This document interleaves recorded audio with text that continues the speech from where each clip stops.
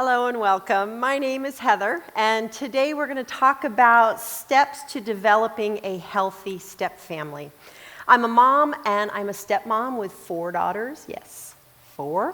And I didn't do everything right by any means, but I want to share with you a couple of steps I learned along the way that may help you have a healthy step family.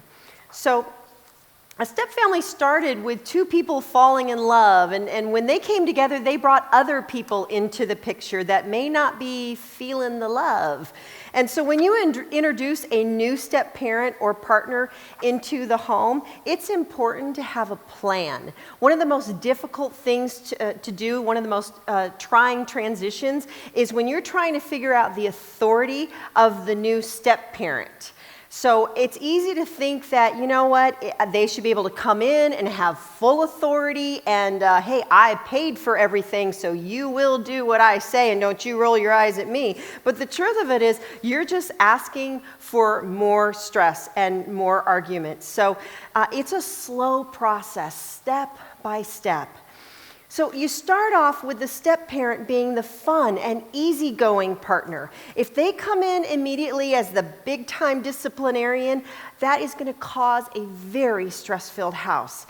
The easygoing parent is an observer. They're paying attention. They ask questions like, wow, I see that you like turkey sandwiches. Is that your favorite kind of sandwich? You know, all these different things to get to know the family and get to know the stepkids.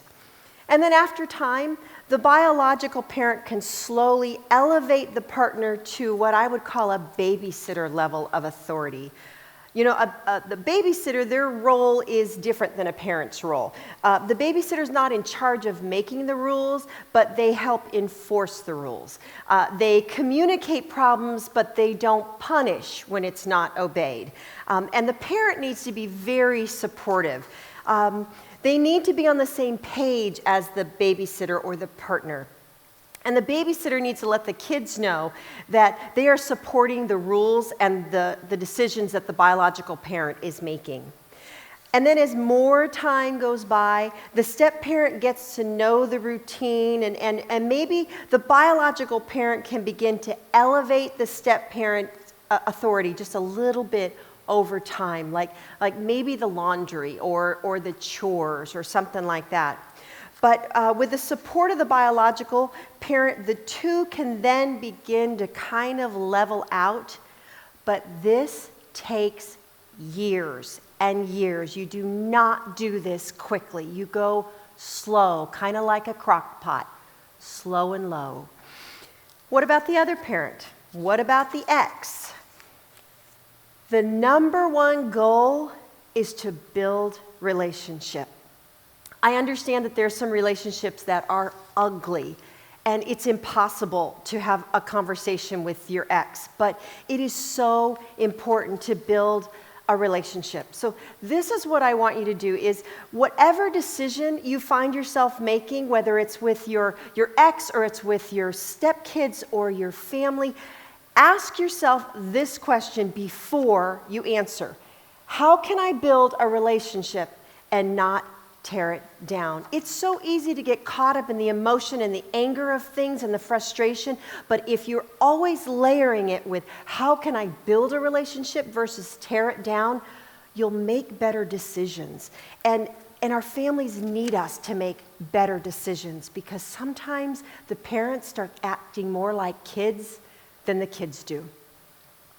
The next step is you transfer the former spouse to a co-parent. You decide that you are co-parenting the children together. The kids are going to reap such great benefits if you transform that relationship into we are both taking care of kids that we love, even though we're not together anymore. Remember, the other biological parent will always be in the picture. They just always will. So you have to do everything you can to keep the peace and co-parent in a civil manner. Keep communication open no matter what. You can do that with much extreme because it's so important. The hard part too for our kids is that they're in different homes with different sets of rules, and so it seems like the rules are based on the location and not what is good for them. So if you start having a better relationship with your ex, you'll start getting together and planning out rules that will add some stability to your home. If someone has a spouse that refuses to talk, gently remind them that the kids need us to be cordial. We're showing them how to be adults. What about the other parent? Try not to make them choose. It's important that our kids not feel like they have to choose between parents. They already feel trapped in a war. And do not bash your ex in front of their kids. This is devastating to a child because they are still connected to them. If you need someone to bash about your ex with, go to a counselor or to a really good confidant, but do not have those conversations with your kids or your stepkids. What about the step-parent? Love their kids. Love their kids. If you love your spouse, you can't say, I love you, but I can't stand your son. Then you don't love me if you don't love my kid.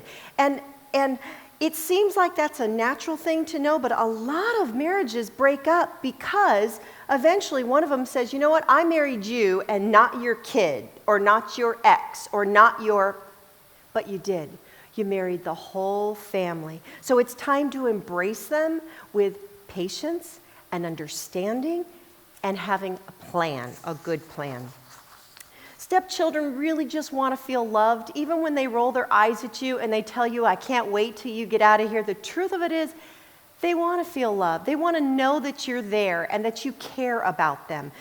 Everyone wants to feel loved, and they do especially because everything has come unraveled for them.